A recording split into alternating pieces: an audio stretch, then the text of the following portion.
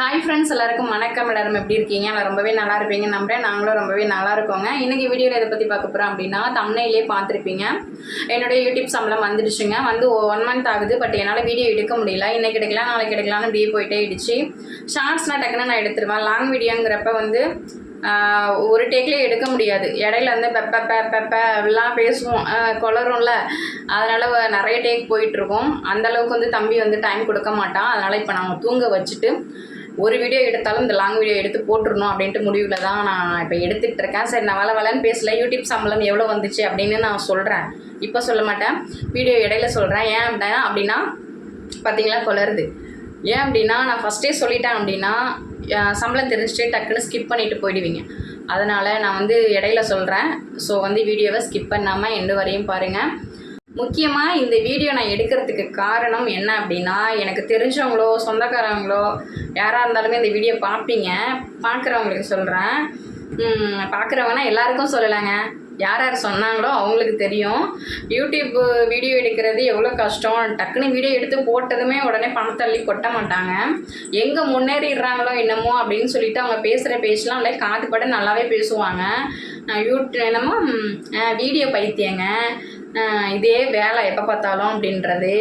இதில் என்னத்தை வந்து சம்பாதிக்கிறது. சில பேர்லாம் வந்து இதிலலாம் முடியவே முடியாது, சம்பாதிக்கவே முடியாது அப்படின்னு சொல்லிட்டு ஒரு மாதிரி கிண்டல் கேலியா, வீடியோ பார்த்தாலே வந்து வீடியோ எடுத்தாலே ஒரு மாதிரி கேலி பண்ணுறது, இல்லை என்னால் சம்பாதிக்கவே முடியாது, பைத்தியம் மாதிரி போட்டுட்ருக்குங்க அப்படின்ட்டுலாம் யோசிச்சுருப்பாங்க, பேசியிருக்காங்க. அவங்களுக்காக தான் நாங்கள் ஜெயிச்சிட்டோம் அப்படின்னு சொல்லிட்டு சொல்கிறதுக்காக நான் 1 வருஷம் கழித்து 1 வருஷத்தில் எடுக்கிறேனோ 2 வருஷத்தில் எடுக்கிறேனோ, பட் நான் என்னுடைய உழைப்புக்கான ஊதியம் எனக்கு கிடச்சிருச்சுல, அது தெரியணும் அப்படிங்கிறதுக்காக தான் முக்கியமாக அந்த வீடியோ நான் எடுத்துகிட்ருக்கேன். ஓகே, என்னுடைய யூடியூப் ஜேர்னி பற்றி நான் அப்படியே சொல்லிடுறேன். நான் வந்து 2020 ஸ்டார்ட் பண்ணேங்க.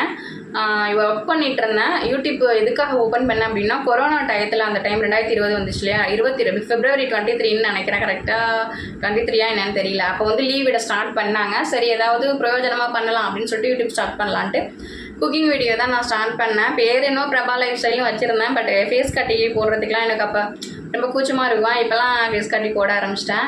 அப்போ வந்து நான் அம்மா அக்காலாம் சமைக்கிறது எல்லாத்தையுமே எடுத்து போட்டுட்ருந்தேன். இன்னொன்று என்னென்னா, எனக்கு யூடியூப் நாலேஜ் வந்து 0. யூடியூப்பை பற்றி எதுவுமே தெரியாது. தம்ப்நெயில் அந்த மாதிரி செட் பண்ணுறதெல்லாம் ஓகே. அதுவும் ஒவ்வொரு யூடியூப் சேனலில் சொல்லிக் கொடுக்குறாங்கல்ல, யூடியூப் டியூட்டோரியல் அந்த மாதிரி சொல்லிக் கொடுக்கும்போது அதை வச்சு தான் நான் வந்து போட்டேன். பட் கன்சிஸ்டண்ட்டாக வீடியோ போட்டால் மட்டும்தான் ரீச் ஆகும். கிளாரிட்டி நல்லா இருக்கணும் அப்படின்லாம் சொன்னாங்க. கிளாரிட்டியானா என் மொபைல் சும்மா நார்மல் மொபைல் தான், அந்தளவுக்கு ரீச் ஆகலை. ஏன் அப்படின்னா, நான் தான் சொன்னேன் கன்சிஸ்டண்ட்டாக வீடியோ போடணும். நான் இஷ்டத்துக்கு நான் போடுவேன், எப்போ வேணாலும் போடுவேன். சில டைம் 1 வாரம் 2 வாரம்லாம் போடாமலாம் இருப்பேன். அந்த மாதிரி இருக்கும்போது அப்படியுமே எனக்கு 1.5 வருஷத்துலேயே மானிட்டேஷன் கிடச்சிருச்சு. 4000 மணி நேரம் பார்த்துருக்கணும், அப்புறம் வந்து 1000 சப்ஸ்கிரைபர் இருக்கணும் அப்படின்னு சொல்லிட்டு அது எனக்கு 1.5 வருஷத்தில் கிடச்சிச்சு. கிடைச்சாலுமே எனக்கு டாலர் ஏறுறதுக்கு 1.5 வருஷத்துக்கு அப்புறம் ஒரு 1 இயர் ஆயிடுச்சுங்க. அப்புறம் இன்னொரு டாலர் ரீச் பண்ணிட்டேன். அது கரெக்டாக வந்து தம்பி வந்து பிறக்கிறதுக்கு 1 வீக் முன்னாடி அந்த அமௌண்ட் வந்துச்சு. டெலிவரி டயத்துக்கு அது எனக்கு யூஸ் ஆனிச்சு. செகண்ட் வந்தது. அதுலேருந்து இன்னொரு 1 வருஷம், 1 வருஷத்துக்கு ஒரு தடவை தான் நான் பணமே எடுத்தேன். அடுத்த வருஷம் பார்த்திங்கன்னா தம்பி பர்த்டே அன்னைக்கு, பர்த்டேக்கு 1 வீக் முன்னாடி கரெக்டாக அதே மாதிரி வந்துச்சு. அது தம்பி பர்த்டேக்கு யூஸ் பண்ணிக்கிட்டோம். தேர்டு பார்த்திங்கன்னா இப்போ 1 மந்த்துக்கு. இதுவுமே வந்து 2வது பர்த்டேக்கு வர வேண்டியது. இதில் நான் சில தப்புலாம் பண்ணிட்டேன். என்ன அப்படின்னா, குக்கிங் வீடியோ போல் அப்படியே விட்டுட்டேன். நிறைய பேர் வந்து ரியாக்ஷன் வீடியோ போடுவாங்களா, அந்த மாதிரி போடலாம் அப்படின்னு சொல்லிட்டு குக்கிங் தான் போல் இது பண்ணலாம். எனக்கு ஒரு ஐடியாவுமே இல்லை. சரி, இது அப்படியே இருக்குது, கொஞ்சமாச்சும் டாலர் ஏறும், வருஷத்துக்கு ஒரு தடவை தானே ஏறுதுன்னு சொல்லிட்டு ரியாக்ஷன் வீடியோவில் கொஞ்சமாச்சும் ஃபேஸ் காட்டணும். பட் ஃபஸ்ட்டு வந்து நான் ஃபேஸ் காட்டாமல் டேரெக்டாக இன்னொருத்தவங்களோட வீடியோவை எடுத்து போட்டேன். நல்லா ட்ரெண்டிங்கில் இருந்துச்சா, சரி எல்லோரும் போட்டிருக்காங்க. ஏன்னா அவங்க லைட்டாக அவங்களோட வாய்ஸ் ஓவர் கொடுத்துருப்பாங்க, இல்லை அவங்க ஃபேஸ் காட்டியிருப்பாங்க. நான் அதை நோட் பண்ணாமல் அவங்க போட்டிருக்காங்க, பிரச்சனை இல்லைல்ல, இப்போ நம்மளும் போடலாம்னு சொல்லிட்டு தூக்கி போட்டு மானிட்டேஷன் எடுத்து விட்டாங்க. அப்போ வந்து உடனே 1 வீக்லேயே வந்து ரீஅப்ளை பண்ணிவிட்டு வாங்கிக்கலாம் அப்படின்னு சொல்லிட்டு ரீஅப்ளை பண்ணி வாங்கிட்டு அதுக்கப்புறம் தான் 2வது அமௌண்ட் எடுத்தேன். இப்போ 3rd அமௌண்ட் என்ன ஆச்சுன்னா, இதுவுமே டிசம்பர் மந்த்து தம்பி பர்த்டே அப்போ வர வேண்டியது. இது ரியாக்ஷன்னா ஃபேஸ் காட்டலாம் அப்படின்னு சொல்லிட்டு ஃபேஸ் காட்டியிருந்தேன். பட் என்ன தப்பு பண்ணேன் அப்படின்னு தெரியல, திரும்பவும் எடுத்து விட்டுட்டாங்க. முன்னாடியாவது 1 வீக்கில் வந்து ரீஅப்ளை பண்ணிக்கலாம். இப்போ வந்து நிறைய பேர் தப்பு பண்ணுறாங்க அப்படிங்கிறதுனால 3 மந்த்துக்கு அப்புறம் தான் ரீஅப்ளை பண்ணலான்ட்டாங்க.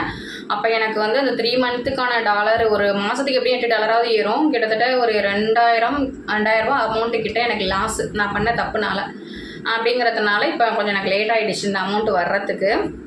நான் ஃபஸ்ட்டு அமௌண்ட் வர்றதுக்கு முன்னாடியே வந்து எனக்கு ஒரு ஆசை என்னென்னா, சம்பளம் வந்துச்சு மாதம் மாதம் அப்படின்னு சொன்னால் யாராவது இல்லாதவங்களுக்கு செய்யணும் அப்படின்னு சொல்லிட்டு எனக்கு ஆசை. எதுக்காகனா ஃபுல் அமௌண்ட்டு பண்ணணும்னு தான். பட் எங்களுக்கு வர்றதே வருஷத்துக்கு ஒரு தடவை தான் அந்த அமௌண்ட் வருது.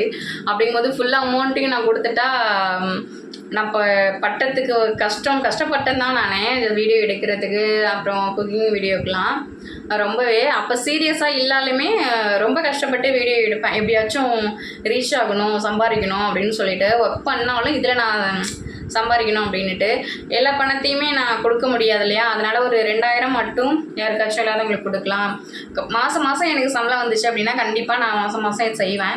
பட் வருஷத்துக்கு ஒரு தடவை வர்றதுனால நம்மளும் இல்லாதவங்க தானே அப்படின்னு சொல்லிட்டு ஃபஸ்ட்டு மாத சம்பளத்தை 8000 சம்திங் வந்துச்சு. நானே செலவு பண்ணிக்கிட்டேன். செகண்டு வந்ததையாவது ஏதாவது பண்ணலாம் அப்படின்னா அப்போயுமே நாங்கள் நம்மளும் இல்லாதவங்க தானே நம்மளே வச்சுப்போன்னு சொல்லிட்டு வச்சுட்டேன். ஆனால் நான் பண்ணணுங்கிறது நான் ஃபஸ்ட்டு சேலரி வரும்போதே நான் நினச்சிட்டு இருந்தேன், ஏதாவது செய்யணும் அப்படின்னு சொல்லிட்டு.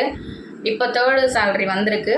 இதுலேயுமே வந்து ஃபுல்லாக நான் பண்ண முடியாது, ஏன்னா கம்மியாக தாங்க வந்திருக்கு. நான் மாதம் வருது இல்லை 3 மந்த்துக்கு ஒன்ஸ் வருது அப்படின்னா கண்டிப்பாக இல்லாதவங்களுக்கு நான் என்ன பண்ணுவேன் அப்படின்னா யாருக்காவது சாப்பாடு வாங்கி கொடுக்கணும், ஒரு 5 பேருக்காவது அப்படின்னு சொல்லிட்டு எனக்கு ஆசை. நான் அதை வந்து இப்போ இந்த சேலரி வந்திருக்கு இல்லையா, இது வந்து வச்சுருக்கேன்னா 2000 மட்டும் எடுத்து வச்சுருக்கேன். அதில் வந்து என் மாமா வந்து இங்கே சைடில் யாரோ அன்னூர் சைடில் ஏதோ ட்ரஸ்ட் இருக்குது அப்படின்னு சொல்லி கேட்டு விசாரிச்சுட்டு வந்திருக்காங்க. இங்கே ஒரு 2000 கொண்டு போயிட்டு கொடுக்கலாம் அப்படின்னு சொல்லிட்டு ஒரு பிளானு. அவங்க அப்படி சொன்னாங்க. பட் நான் என்ன யோசிச்சு வச்சேன்னா, ரோட் சைட்லலாம் நிறைய பேர் சாப்பாடு இல்லாமல் அந்த மாதிரிலாம் இருப்பாங்கள்ல, அவங்களுக்கு கொண்டு போயிட்டு நம்மளால் சமைக்க முடியல அப்படின்னாலுமே நிறைய பேருக்கு தான் நல்லா சமைக்க முடியாதுல்ல. அதனால் கடையில் வாங்கி அவங்களுக்கு ஒரு குறைஞ்சது ஒரு 5 பேருக்காவது சாப்பாடு வாங்கி கொடுக்கணும் அப்படின்னு சொல்லிட்டு நான் யோசித்து அவங்கள்ட்ட சொல்லிட்டு இருந்தேன். நம்ம போயிட்டு இது பண்ணுறதுக்கு இங்கே ட்ரஸ்ட்டு சின்ன குழந்தைங்க இருக்கிறாங்களாமா. பட் அவங்களுக்கு கொடுக்கலாம்ல அப்படின்னு சொல்லிட்டு சரி அங்கன்ட்டு அவங்க முடிவு பண்ணியிருக்காங்க. சரி அங்கேயே கொடுத்துடலான்ட்டு முடிவு பண்ணியிருக்கேன். அது வந்து அது வீடியோவை எடுக்க முடியுதா என்னான்னு தெரில. எடுக்க முடிஞ்சா எடுத்து போடுவேன். ஒரு விஷயம் என்னென்னா, உடனே நீங்கள் செய்கிறது வந்து சொல்லணுமா, பப்ளிசிட்டி பண்ணுறீங்களா அப்படின்னு சொல்லிட்டு கேட்பீங்க. வீடியோ எடுத்து போட்டேன்னா எதுக்காக போடுறேன் அப்படின்னா, நான் வந்து செய்யணும் அப்படின்னு எனக்கு நினப்பு வந்தது. எப்படின்னா, நிறைய பேர் வந்து இல்லாதவங்களுக்கு பண்ணுறாங்களா, அந்த வீடியோஸ்லாம் பார்த்துட்டு அந்த மாதிரி நம்மளும் பண்ணணும் அப்படின்னு சொல்லிட்டு எனக்கு ஒரு தாட் வருது. அப்படின்னா இப்போ நான் பண்ணுறேன் அப்படின்னா என்னை பார்த்துட்டு ஒரு 4-5 பேர் அந்த மாதிரி முயற்சி பண்ணுவாங்கள்ல, 4-5 பேருக்கு சாப்பாடாவது வாங்கி கொடுப்பாங்களா, அதுக்காக தான் நான் எடுக்கிறேன். ஏதோ ஒன்று சொல்லுவாங்க, வலது கை செய்கிறது வந்து இடது கைக்கு தெரியக்கூடாது அப்படின்னு சொல்லிட்டு. அது தெரியலாம், ஒன்றும் தப்பு இல்லை. ஒருத்தவங்களுக்கு செய்கிறோம் அப்படின்னா ஒருத்தவங்க செய்கிறத பார்த்துட்டு தான் இன்னொருத்தவங்க அவங்க செய்கிறாங்களே இப்போ நம்மளும் செய்யலாம் அப்படின்னு சொல்லிட்டு எனக்கு ஒரு எண்ணம் வந்திருக்குல்ல, அந்த மாதிரி பண்ணுவாங்க அப்படிங்கிறதுக்காக தான். முடிஞ்சால் எடுத்து போடுறேன், முடியலை எடுக்க முடியாது அப்படின்னு சொன்னால் ஓகே. நான் வந்து அந்த சம்பளத்தில் என்ன பண்ணேன் அப்படின்னு சொல்லிட்டு உங்கள்கிட்ட ஷேர் பண்ணிக்கிட்டு தான் சொல்கிறேன். முடிஞ்ச அளவு உங்கள்கிட்ட இருக்குது அப்படின்னா கொஞ்சமாவது யாருக்காவது செய்யுங்க. நான் கட்டாயம்லாம் படுத்தலை, நான் பண்ண போகிறேன் அப்படிங்கிறதுனால கிடையாது. எனக்கு வந்து நிறைய ஆசை, நிறைய இல்லாதவங்களுக்கு நிறைய பேருக்கு செய்யணும் அப்படின்ட்டு. பட் அந்த ஒரு மேலும் நாங்கள் வரலை. வந்தோம் அப்படின்னா கண்டிப்பாக நான் செய்வேன். எனக்கு வந்து இப்போதைக்கு 9000 ஏதோ சப்ஸ்கிரைபர் இருந்தாங்க. இப்போ நான் ஷார்ட்ஸ் அந்த காமெடி வீடியோ அந்த மாதிரி போட்டுட்டு இருக்கிறதுனால ஓரளவுக்கு ரீச் ஆகிட்டு இப்போ எனக்கு 1 மந்த்லேயே 1000 சப்ஸ்கிரைபர் அதிகமாகி இப்போ 11000 சப்ஸ்கிரைபர் வந்திருக்கீங்க. ரொம்ப ரொம்ப நன்றி. இதே மாதிரி தொடர்ந்து உங்கள் சப்போர்ட்டை கொடுத்தீங்க அப்படின்னா கண்டிப்பாக நான் வந்து வருஷத்துக்கு ஒரு தடவை எடுத்த சம்பளத்தை மாதம் இல்லைனாலும் ஒரு 3 மாதத்துக்கு ஒரு தடவையாவது கண்டிப்பாக எடுப்பேன். அந்த பணத்தில் ஃபுல்லாக நான் என்னால் பண்ண முடியாது. கண்டிப்பாக நான் மாதம் அதிகமாக இருந்துச்சுன்னா பண்ணுறேன். 3 மாதத்துக்கு 2 மாதத்துக்கு ஒரு தடவையோ எனக்கு சம்பளம் வந்துச்சு அப்படின்னா கண்டிப்பாக நான் இல்லாதவங்களுக்கு சாப்பாடு வாங்கி கொடுப்பேன். பட் என்னால் அது வீடியோ எடுக்கலாமா வேணாமான்லாம் தெரியல. முடிஞ்சால் நான் எடுத்து போடுறேங்க.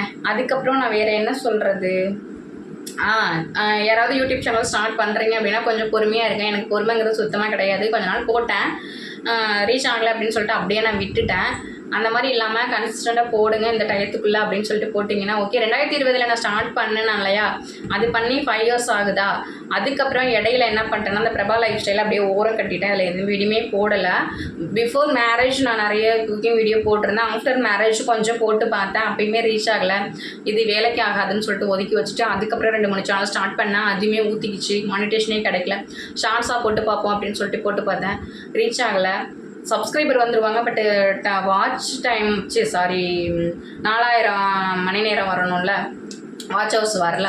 அதனால் அப்படியே நான் ஓரம் கட்டிவிட்டேன். அடுத்த ஒரு சேனல் ஸ்டார்ட் பண்ணி 6 மந்த் ஆகுது. அது மானிட்டேஷன் கிடச்சிருச்சு. அதையும் டாலர் ஏறிட்டுருக்கு. பட் அதுவுமே 6 மந்த் ஆகுது. அதுலேயுமே கொஞ்சமாக ஏறுது.